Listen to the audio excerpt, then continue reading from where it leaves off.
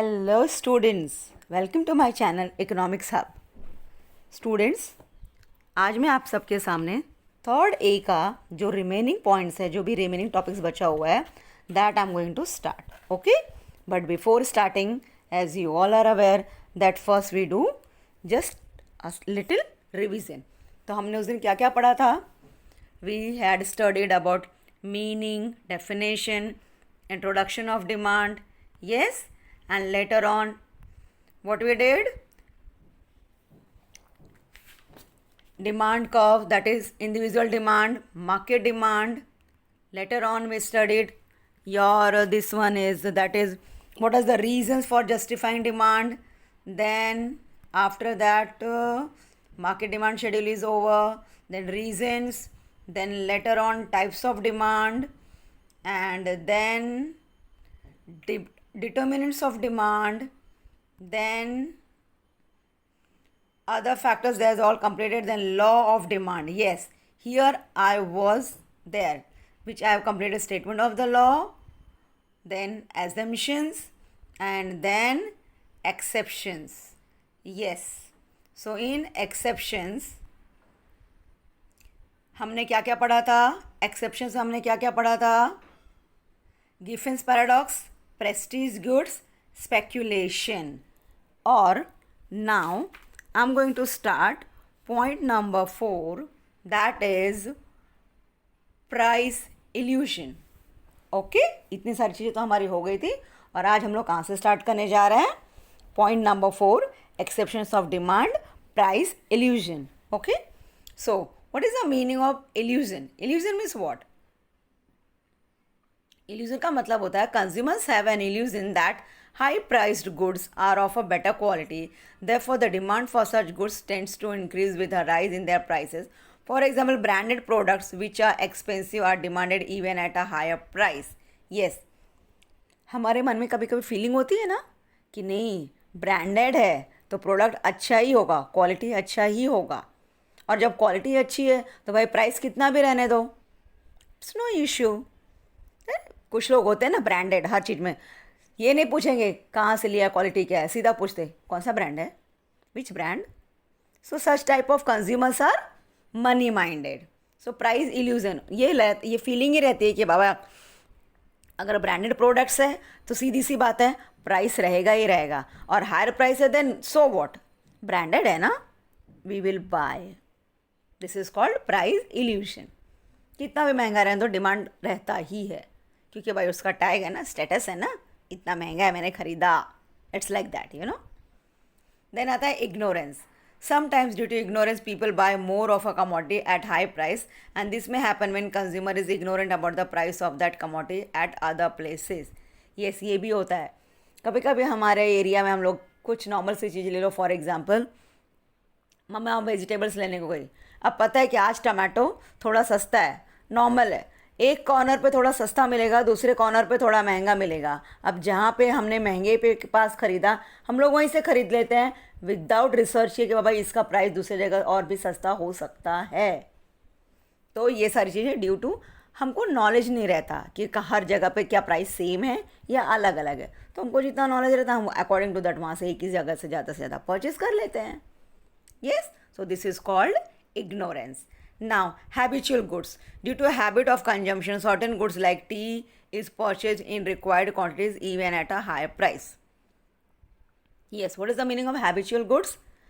हम लोग इसके लिए इतना प्राइस का बॉदर नहीं करते हैं, हमको जितनी ज़रूरत है हम उतना ही खरीदते हैं। Price is increase then also will buy because it's our need, और प्राइस लो है तो वेरी गुड, बट अगर प्राइस हायर भी होता है then also we have to buy. Why? Because it is of our daily needs.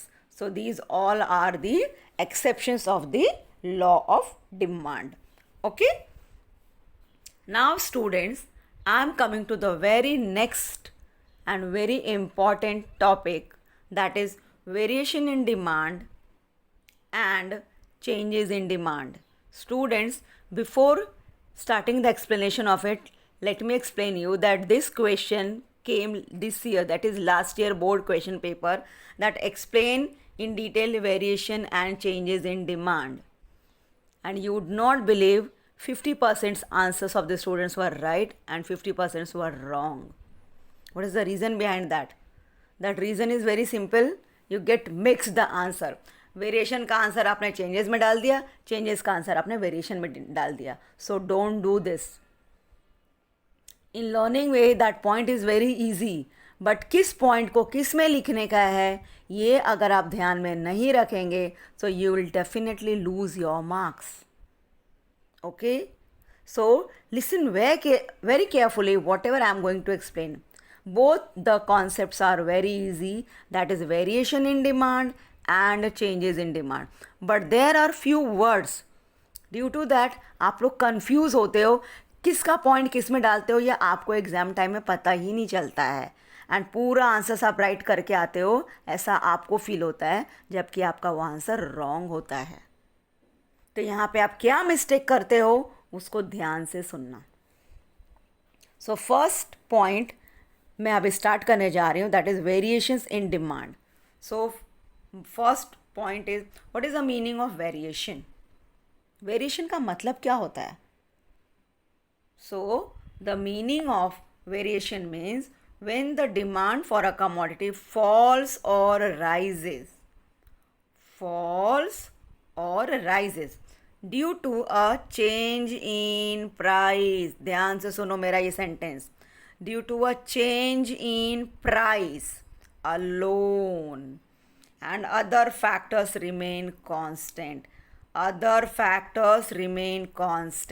it is called variation in demand.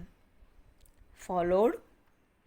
Variation in demand का मतलब क्या होता है कि जब वहाँ पे किस में चेंज आता है, चेंज इन ओनली प्राइस, और फैक्टर्स में वहाँ पे कोई चेंज नहीं आता.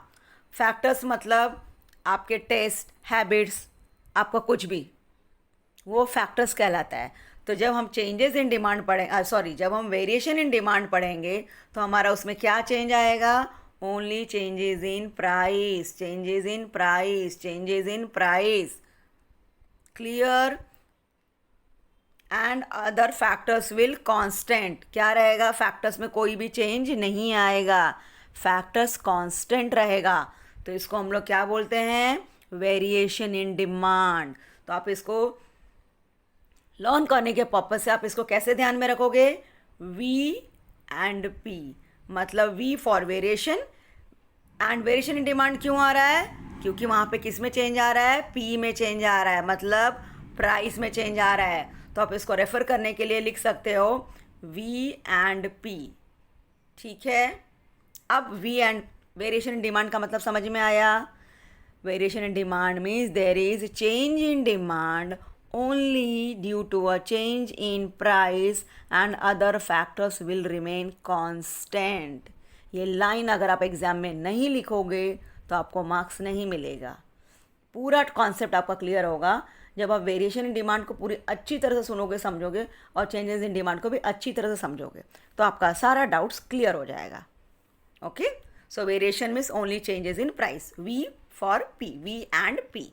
नाउ वेरिएशन डिमांड कितने टाइप्स के हैं? It is of two types. So the first one is expansion of demand.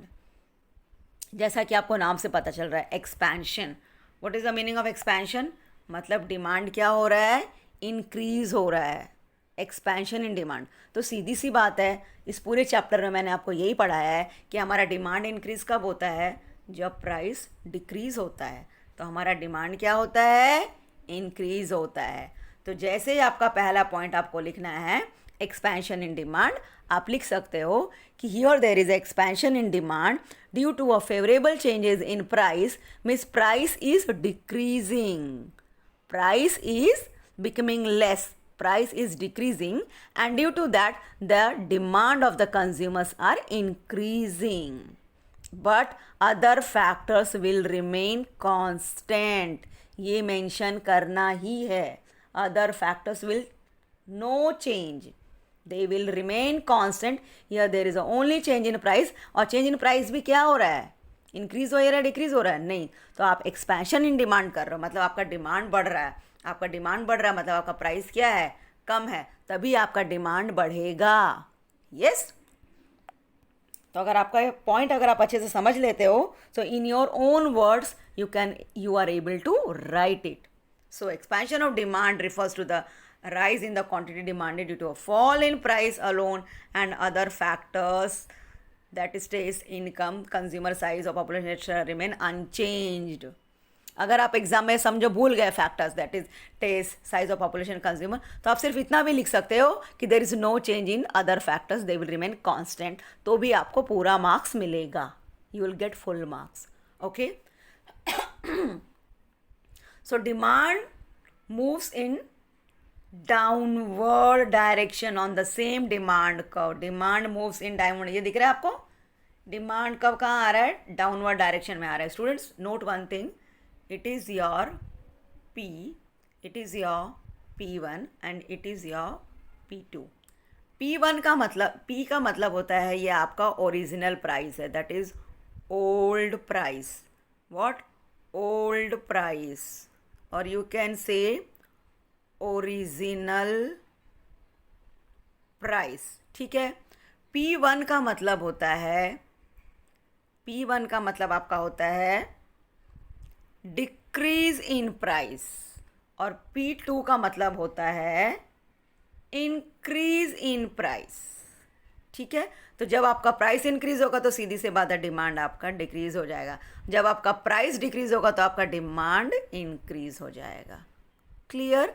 P मतलब ओरिजिनल प्राइस, P1 मतलब change in price but there is decrease in price, P2 मतलब change in price but there is increase in price. यहाँ पे पैसे, यहाँ पे price बढ़ रहा है, यहाँ पे प्राइस घट रहा है. ठीक है. तो अब हम लोग एक्सपेंशन इन डिमांड कर रहे हैं, तो सीधी सी बात है जब डिमांड एक्सपैंड हो रहा है मतलब डिमांड बढ़ रहा है, तो डिमांड कब बढ़ रहा है? जब हमारा प्राइस कम हो रहा है. जब हमारा ओरिजिनल प्राइस है, हमारा नीचे वाला प्राइस कम हो रहा है, तो जब हमारा नीचे वाला प्राइस कम होगा तो हमारा जो ओरिजिनल डिमांड है वो Q से कहाँ पे आ जाएगा? Q1 पे आ जाएगा. क्यों? क्योंकि price is decreasing and due to that demand is increasing. Yes. और जब सेम चीज़, ये Q है, ये आपका Q1 है और ये आपका Q2 है. Q मतलब ओरिजिनल डिमांड, मतलब old demand, original that is old demand. ये है आपका new demand but increase in demand. ये है आपका, 1 मिनट मैं आपको ये एक्सप्लेन करती हूँ, पहले आप इसका पूरा ये कॉन्सेप्ट समझ लो, नहीं तो अदरवाइज डिमांड में आप कंफ्यूज हो जाओगे. जस्ट ए मिनट, ये आपको मैं फिर से एक्सप्लेन कर दूँगी, पहले आप इसको समझ लो. Size of the population remain, ये आपको समझ में आया. अब आप ये डायग्राम को समझो. D D is the demand curve, a downward movement on the same downward curve, so from point A to B indicates an expansion of demand. ये देखो expansion हो रहा है, Q से कहाँ पे जा रहा है?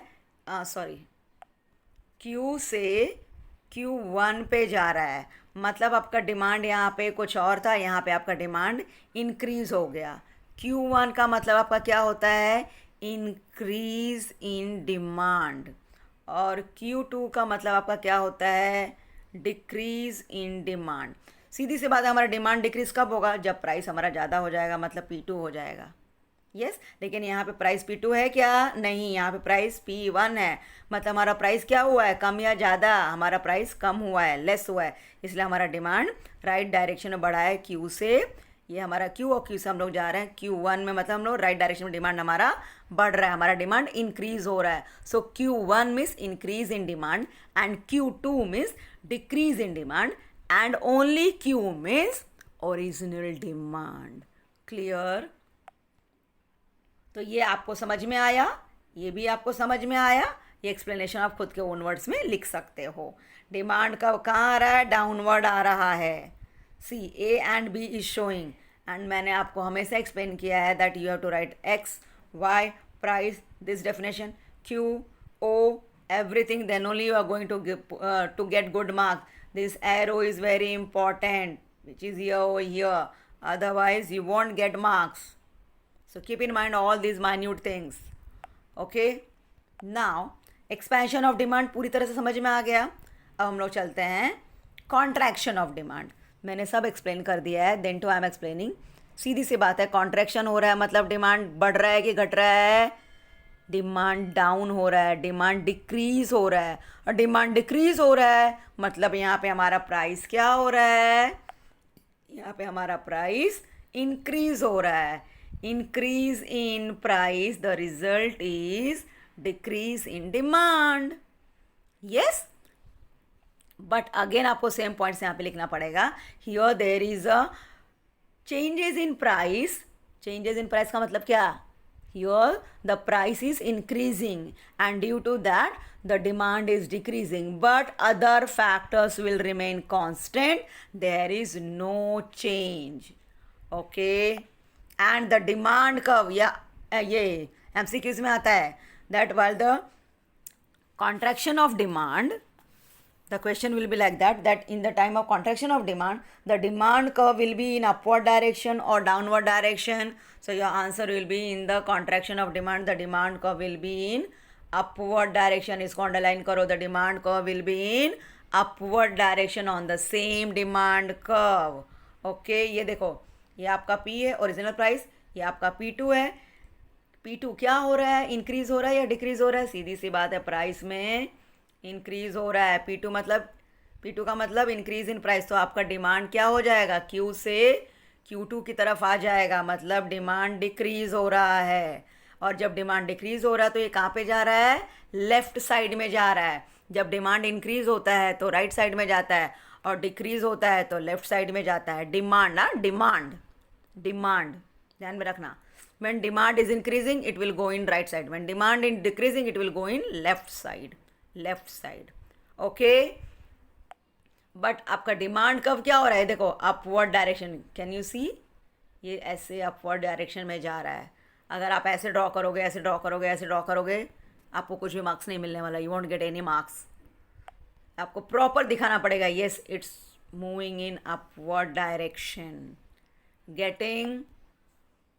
और एक्सप्लेनेशन अब कर दिया कि ये demand curve, D D is the demand curve, upward movement of the same demand curve from point B to A shows a contraction in demand followed. So variation in demand का concept आपको समझ में आया. Variation in demand का मतलब होता है there is only change in price and other factors will same. इसलिए मैंने आपको दिया V एंड P, मतलब ओनली चेंज इन प्राइस. और यहाँ पे टू टाइप्स है, increase in demand and decrease in demand. Sorry, expansion of demand and contraction of demand. Expansion का मतलब आपका डिमांड बढ़ रहा है बट प्राइस में कमी आ रही है. कॉन्ट्रैक्शन का मतलब आपका डिमांड डाउन हो रहा है बट प्राइस बढ़ रहा है. तो expansion and contraction, both the points are clear. Now students, note another point that distinguish will also come.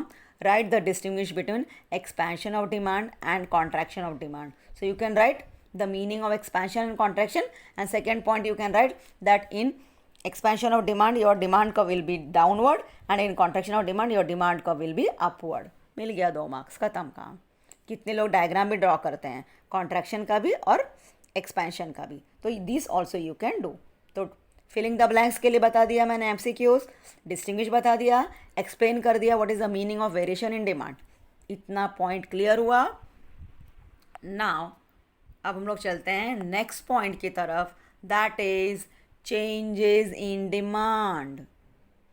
Changes in demand, what is the meaning of changes in demand? What is the meaning of changes in demand? So changes in demand means when the demand for a commodity increase or decrease, when the demand for the commodity increase or decrease due to changes in other factors. Keep in mind, due to changes in other factors and price remain constant. यहाँ पे price में कोई change नहीं आ रहा है, यहाँ पे किस में चेंज आ रहा है, फैक्टर्स में चेंजेस आ रहा है. किस में चेंज आ रहा है, फैक्टर्स. चेंजेस इन फैक्टर्स मतलब सी का रिलेशन एफ के साथ और वी का रिलेशन पी के साथ. चेंजेस इन फैक्टर्स मतलब चेंजेस इन डिमांड मतलब change due to change in factors, and variation demand मतलब due to change in price. तो अभी variation in demand and changes in demand, इन दोनों में डिफरेंस आपको पता चलेगा. यस, पता चलना ही चाहिए बिकॉज मैंने बहुत अच्छे से एक्सप्लेन किया है. सो स्टूडेंट्स, जब आप चेंजेस इन डिमांड को एक्सप्लेन करोगे, so that time you have to write that changes in demand का मतलब ये होता है कि यहाँ पे प्राइस में कोई चेंज नहीं आएगा, यहाँ पे सिर्फ फैक्टर्स में चेंज आएगा, price will remain constant. Okay. So for learning point of view, you can write that C for F, which shows that only changes in factors, and V मतलब V and P. V के साथ price में change आ रहा है, variation changes in price, changes in demand मतलब changes in factors. Clear? Now here there are also two types. First is increase in demand and second one is decrease in demand. अब expansion in demand या increase in demand. expansion का मतलब ही price का बढ़ना, अरे demand का बढ़ना है, बट वहाँ पे चेंजेस किसके वजह से आ रहा है? प्राइस के वजह से आ रहा है. चेंजेस इन डिमांड में आपका ये जो इंक्रीज इन डिमांड हो रहा है, यहाँ भी आपका डिमांड इंक्रीज हो रहा है, पर चेंजेस किसके वजह से आ रहा है? फैक्टर्स के वजह से आ रहा है. प्राइस में कोई चेंज नहीं है, यहाँ पे आपका डिमांड बढ़ रहा है क्योंकि आपके फैक्टर्स में चेंजेस आ रहा है, changes in the factors. Okay. So increase in demand, it refers to increase in quantity demanded due to favorable changes in factors like taste, income of the consumer, climatic conditions, etc., and price will remain constant. Price will remain constant. So demand curve shifts to the right hand side. हाँ, ये MCQs में हमेशा आता है that increase in demand के time पे demand curve क्या होगा? shift to the right hand side of the original demand curve. Why? Because here there is only changes in demand, there is no change in price. Price क्या रहेगा? Same रहेगा. No change, no change in price. Okay. यहाँ पे सिर्फ किस में changes आएगा? यहाँ पे सिर्फ आपके फैक्टर्स में चेंजेस आएगा. इसलिए प्राइस के लिए हम लोग P1 P2 ऐसा कुछ भी नहीं बनाएंगे, सिर्फ एक लाइन ड्रॉ करेंगे जहाँ पे हमारा एक ही रहेगा, डेट इज़ P. हमारा यहाँ पे सिर्फ चेंजेस Q और Q1 या Q2 आएगा, बिकॉज यहाँ पे हमारा डिमांड बढ़ रहा है. ओके. कितने लोग इंक्रीज इन डिमांड जब डायग्राम बनाते हैं तो उनको यही नहीं पता रहता है, वो इसमें P भी बना देते हैं, P1 भी बना देते हैं. अरे बाबा, ये फैक्टर्स है, ये चेंजेस इन डिमांड है, चेंजेस इन डिमांड में फैक्टर्स में चेंज आ रहा है, इसलिए यहाँ पे P1 नहीं आएगा. क्लियर? यहाँ पे सिर्फ यही आएगा, नो चेंज इन प्राइस. तो डिमांड जब आप लोग ग्राफ ड्रॉ करोगे, so these all things you keep in mind. हो गया. पहले आपका ओरिजिनल डिमांड क्यू था, बाद में जब आपका डिमांड बढ़ गया तो आपका ये डिमांड कर्व D1 हो गया. So you can explain that DD is the original demand curve. Demand curve shifts outward to the right from D to D1, which indicates increase in demand. समझ में आया? Increase in demand, it's so easy, but if you will understand the concept, then you are able to write in your own words. Okay. अब आता है decrease in demand. सीधी सी बात है, decrease in demand मतलब डिमांड कम हो रहा है, कॉन्ट्रैक्शन इन डिमांड का मतलब डिमांड कम हो रहा है. बट कॉन्ट्रैक्शन डिमांड कम क्यों हो रहा है? क्योंकि वहाँ पे प्राइस ज़्यादा हो रहा है. लेकिन यहाँ पे डिक्रीज इन डिमांड क्यों हो रहा है? क्योंकि यहाँ पे हमारे फेवरेबल जो हमारे जो फैक्टर्स हैं उसमें चेंजेस आ रहा है. Okay. Decrease in demand, it refers to the decrease in quantity demanded due to unfavourable changes in other factors like taste, income of the consumer, climatic conditions etcetera. अब सीधी सी बात है ना, just before 2 years we had face the pandemics, that is corona. Corona की वजह से हमारी कितने लोगों की जॉब चली गई, इनकम कम हो गया, तो हम लोग जो चीज़ें पहले एंजॉय करते थे वो कर पाएंगे क्या? नहीं. तो यहाँ पे प्राइस की वजह से चेंजेस नहीं आया, हमारे अदर कंडीशंस की वजह से चेंजेस आया, अदर फैक्टर्स की वजह से हमारे डिमांड में कमी आई, डिमांड में चेंज आया, that is demand became less. Okay. And price will same, ये लिखना पड़ेगा, price will same. No, here there is you are getting the decrease in demand due to changes in other factors and price will same. नहीं लिखोगे तो marks कटता है, ध्यान में रखना. Demand curve shift to the left hand side to the original demand curve. Yes, demand का वहाँ पर आ रहा, जब मैंने आपको पहले ही बताया जब डिमांड आपका डाउन होगा तो कहाँ पे आएगा? लेफ्ट साइड में. और डिमांड आपका इंक्रीज होगा तो कहाँ पे जाएगा? राइट साइड में. तो आपका यहाँ पे प्राइस में कोई चेंजेस नहीं दिखाना है, changes you to show only in demand, मतलब ये आपका Q2 हो रहा है due to unfavourable changes factor changing in the factors. So आपका डिमांड क्या हो रहा है, लेस हो रहा है, which is going to leftward direction. Clear? You can explain. So is the original demand curve, it shifts inward to the left from D to D2, which indicates in decrease in demand. So students, increase in demand and decrease in demand, आपको ये changes in demand का concept clear हुआ. ये है आपका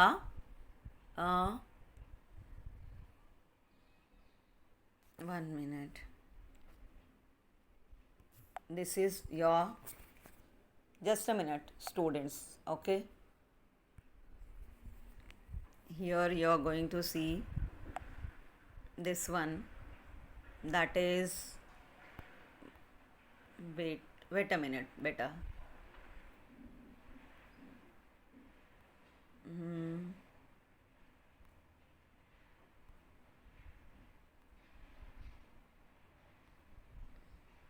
Like I was telling you, that became by mistake.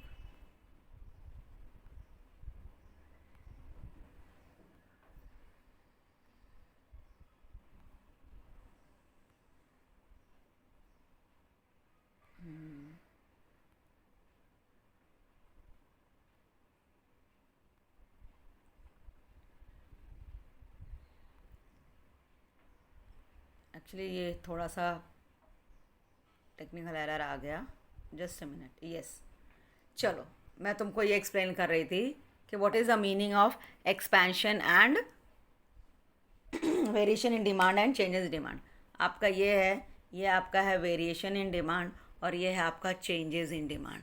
Variation in demand में आपका तो there are two type, that is expansion and second one is contraction. Changes in demand, increase in demand, and second one is decrease in demand. okay, so जब आप expand V के साथ मैंने आपका क्या डाला है, V is P and C changes in demand के साथ आपका मैंने क्या डाला है, C F, that is आपका changes in factors, यहाँ पे आपका changes in price, और इसकी वजह से आपको ये 2 पॉइंट्स लिखने हैं. so expansion and contraction demand distinguish, then increase and decrease in demand distinguish. Yes, so अब आपको जो चेंजेस मैं बताने जा रही हूँ, what are the 4 main differences is that जब आप वेरिएशन इन डिमांड और चेंजेस इन डिमांड में आप जब डायग्राम ड्रॉ करते हो तो this is increase, this is one. Expansion in demand अगर आप कर रहे हो तो हियर आपका प्राइस रहेगा, यस और नो, यहाँ पे आपका प्राइस रहता है P एंड हियर आपका P1 हो जाएगा, यहाँ पे आपका P होगा. लेकिन जब आप चेंजेस इन डिमांड का आप ड्रॉ करते हो, that is increase in demand, तो आपका यहाँ पे ओनली एक ही प्राइस रहेगा. 2 प्राइस अगर आपने किया चेंजेस इन डिमांड में, सो your answer is wrong. Okay, so that only I was explaining that in contraction of demand आपका क्या रहेगा, एक्सपेंशन एंड कॉन्ट्रैक्शन में आपका P रहेगा.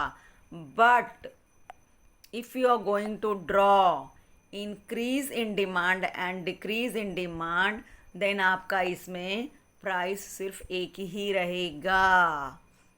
ठीक है, वाई, बिकॉज ये चेंजेस इन फैक्टर्स के वजह से डिमांड में चेंज आ रहा है. सो जब आप डायग्राम ड्रॉ करना तो ध्यान से करना. पता चला आपने इंक्रीज इन डिमांड ड्रॉ कर रहे हो, और इंक्रीज इन डिमांड किसका टॉपिक है, चेंजेस इन डिमांड का. चेंजेस इन डिमांड का मतलब मैंने हमेशा समझाया है कि यहाँ पे सिर्फ फैक्टर्स में चेंज हो रहा है, प्राइस में चेंज नहीं हो रहा है. आप इंक्रीज इन डिमांड लिख रहे हो और डायग्राम आप किसका ड्रॉ कर रहे हो, एक्सपेंशन का, और एक्सपेंशन में P भी है P1 भी है. तो अगर आप ऐसे करोगे so will not get the marks. So due to that I am reminding you again and again that variation in demand में जो 2 पॉइंट्स हैं, that is expansion and contraction, वहाँ पे ही P एंड P1 P2 का diagram आएगा. अगर आप changes in demand करने जा रहे हो जहाँ पे कि चेंजेस इन फैक्टर्स है, तो वहाँ पे आपका P में कोई चेंज नहीं आएगा, सिर्फ एक ही चेंज आएगा, दैट इज़ डिमांड में. सो ये चारों ग्राफ अच्छे से प्रैक्टिस करना. Okay, now the next point is demand. Yes, exam में ये भी आता है कभी कभी एमसीक्यूज में, demand is what which concept, micro और macro, so demand is a micro concept and aggregate demand is which concept, it is a macro concept. So underline this also, that demand is a microeconomic concept and aggregate demand is a macroeconomic concept, MA. Okay, and अब हम लोग चलते हैं theory ये this one exercise की तरफ. सो आपका first question है complete the following statement.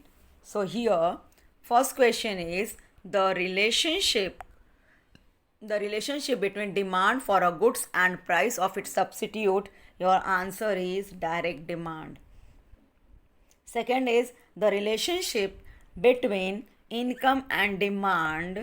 The relationship between income and demand. So your answer is what? सीधी सी बात है, बार बार मैंने बताया है, inverse. Yes. Now the third is symbolically the functional relationship between demand and price can be expressed as, पूरे chapter में बार बार मैंने explain किया है, डिमांड ऑफ क्वांटिटी कमोडिटी. तो आपका आंसर क्या रहेगा, D X is equal to P into P X. Yes और no. X means what, commodity. So demand of commodity is related to demand of that price, commodity का price. सो ये आपका answer है. Yes. Now next is fourth, when less units are demanded at a higher price then it shows what, अब भी मैंने explain किया, less units are demanded at a higher price. हम लोग कम का डिमांड कर रहे हैं और प्राइस ज़्यादा है, तो ये किस में आता है, यस, कॉन्ट्रैक्शन. ये आपका आता है कॉन्ट्रैक्शन इन डिमांड में आता है. किस में आता है, contraction in demand. Okay. Now give economic terms. A situation where more quantity is demanded at lower price. So the answer is, कहाँ पे डिमांड करेंगे हम लोग, a situation when more quantity, जब हम लोग डिमांड कब करते हैं, at lower price. तो ये किस में आता है, एक्सपेंशन ऑफ डिमांड या कॉन्ट्रैक्शन, सीधी सी बात है, expansion of demand. What, expansion of demand. Okay. Now second, graphical representation of demand schedule is known as what. तो जब हम लोग graphical representation करते हैं किसी भी डिमांड का, तो it is known as demand curve. Okay, it is known as demand curve. Now third is a commodity which can be put to several uses. को हम लोग क्या पढ़ते हैं, what we call it, it is called multi-purpose commodity. It is called multi-purpose commodity. Yes. Now the next is more quantity is demanded due to a change in the factors determining demand other than price is known as what. Yes, अब भी मैंने explain किया. So is known as increase in demand. Okay, it is known as increase in demand. Now next is a desire which is backed by willingness to purchase and ability to pay is known as definition of demand. That is, it is known as demand. Okay. Now question 3, distinguish between desire and demand. So what you will write, you tell me, you know all the answers. Distinguish between, what is the meaning of desire and demand. तो सीधी सी बात है, मैंने आपको हमेशा बताया, जब भी आप डिस्टिंग्विश लिखो, your first point will be meaning and second point will be definition. If there is no definition, then you can write another point. तो desire and demand का meaning आप लिख सकते हो. What is the meaning of desire? That ये आपका desire है और ये आपका demand है. Okay, so your first point is meaning. So first आप desire में लिख सकते हो that desire refers to a mere wish of a person to have a particular commodity. और डिमांड में पॉइंट्स आप लिखोगे that demand refers to a desire backed by the ability to pay and willingness to pay for a particular commodity. Okay, अब second point में आपका definition demand का तो है बट डिज़ायर का नहीं है. तो अगर एक ही पॉइंट में हो रहा है तो हम डिस्टिंग्विश नहीं लिखते हैं. डिस्टिंग्विश का मतलब क्या होता है, दोनों में सेम डिफरेंस होना चाहिए. तो you will not right definition, you can write your second point, that is relation with price, place and time. So desire had no relation with the price, place and time, but demand has relation with the price, place and time. हो गए आपके दो points clear. Okay, now second is expansion of demand and contraction of demand. ये तो मैंने आपको explain करने के टाइम पे दो पॉइंट्स क्लियर कर दिया है. यहाँ पे भी मीनिंग है बट डेफिनेशन नहीं है. तो you can write the causes. The demand कब इज अपवर्ड डाउनवर्ड, मैंने आप भी एक्सप्लेन किया था. Okay, then third is increase in demand and decrease in demand. वो भी मैंने आपको just now I explain what is the meaning of increase and decrease in demand. So both the points you can write meaning and downward direction of the that is demand curve. Okay, so आपका ये points clear हो गया. Now अभी हम लोग चलते हैं question number 5, that is answer in detail. So state and just a minute. Question number 4, state whether you are agree or disagree. So आपका ये point आ जाएगा, that is your first question is demand curve slopes downward from left to right. अब समझो आपका इसका answer लिखना है तो आप कैसे लिखोगे, आप इसका आंसर लिखोगे आंसर 1. तो how you will write yes, after that comma, then I agree with the statement. This way you have to write full stop and then leave one line and then start explanation. Point number 1, point number 2, point number 3, whatever you know the answer. क्योंकि ये answer answer the following for 4 marks में आता है. अगर आप पूरा ऐसे लिखोगे yes comma I agree with the statement, yes I don't agree with the statement, then you are going to get full 1 marks. Otherwise आपको हाफ मिलेगा अगर आपने सिर्फ अग्री डाल दिया डिसअग्री डाल दिया तो. So don't do like that. And second thing, अगर आपने ट्रू और फॉल्स लिखा तो you will get 0. Don't use true और false words. Here the statement is agree और disagree. It is not for the true और false. So you have to write yes I am agree with the statement, yes I don't agree with the statement, and then reasons for the explanation. Point number 1, 2, 3, 4. Then you are going to get the full marks.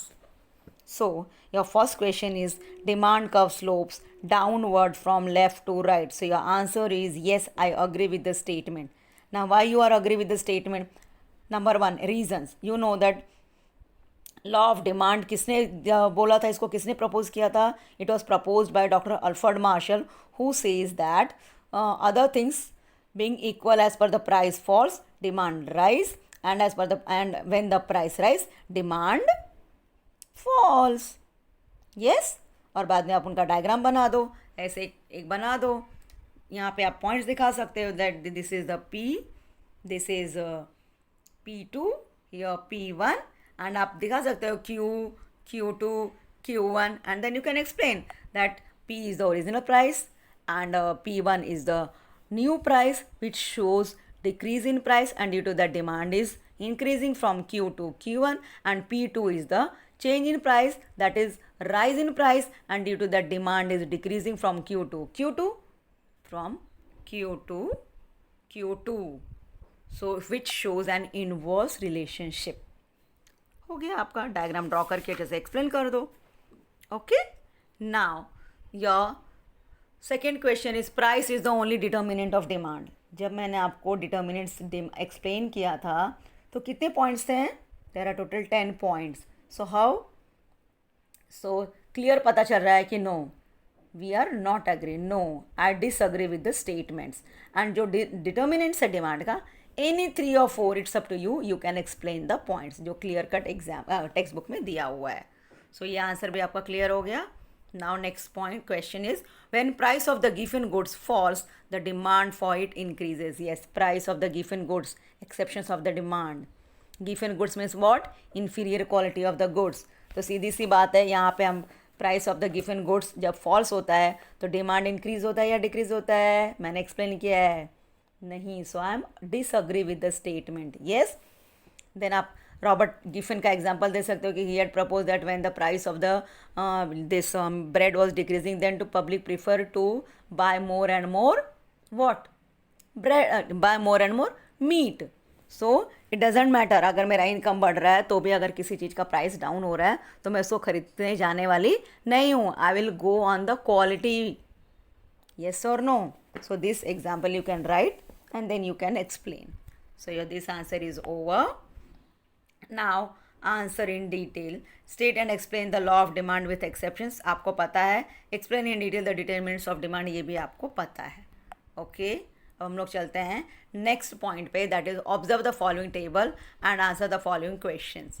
तो यहाँ पे आपको क्या बन रहा है, ये आपको क्या करना है, 16, 15, 12 को ऐड करना है, यहाँ पे आंसर लिखना है, ऐड करना आंसर लिखना है, ऐड करना answer, add and answer. After that complete the market demand schedule जो आपने कर दिया. ड्रॉ द मार्केट डिमांड को based on the market demand schedule. आपको पूरा XY बनाना है. ये जो प्राइसेस है ये आपको यहाँ पे प्लॉट करना है, यहाँ पे आपको कमोडिटी लिखना है and then you have to draw the diagrams, that is graph, that is demand curve. Okay got. अब हमारा चलते हैं next. Observe the given diagram and answer the following questions. जिस तरह से मैंने पूरा चैप्टर एक्सप्लेन किया है, होप सो मुझे ये एक्सप्लेन करने की ज़रूरत नहीं है, आपको खुद इसका आंसर मिल जाएगा. But then too it is given in the exercise I am explaining. Okay. So observe the given diagram and answer the following question. So first is rightward shift in demand curve. Students, rightward shift demand curve में कब आता है आपको अच्छे से मालूम है कि rightward shift in demand curve means हमारा जब डिमांड कर्व Q से Q1 की तरफ जाता है तो क्या होता है, इंक्रीज इन डिमांड होता है. So your answer is increase in demand. Okay. Then leftward shift in demand Q से Q2 की तरफ means decrease in demand. yes. then third, price remains what? Price हमारा हमेशा OP रहता है, मतलब क्या है हमारा ये प्राइस O और P ही है, मतलब ये क्या है, constant. Your answer is constant. Okay. Now fourth is increase and decrease in demand comes. किस में आता है, अब भी मैंने एक्सप्लेन किया, increase and demand decrease in demand का किस में आता है, चेंजेस इन डिमांड में आता है. और अगर क्वेश्चन आया expansion and contraction in demand किस में आता है, तो you can right variation in demand में आता है. Yes, clear. So hope so I have explained this lesson very nicely. I have cleared all your doubts and now अब मैं इस चैप्टर को ख़त्म कर रही हूँ. जो भी आपके प्रॉब्लम्स है आप कमेंट बॉक्स में मुझे आप पूछ सकते हैं. Okay, bye bye.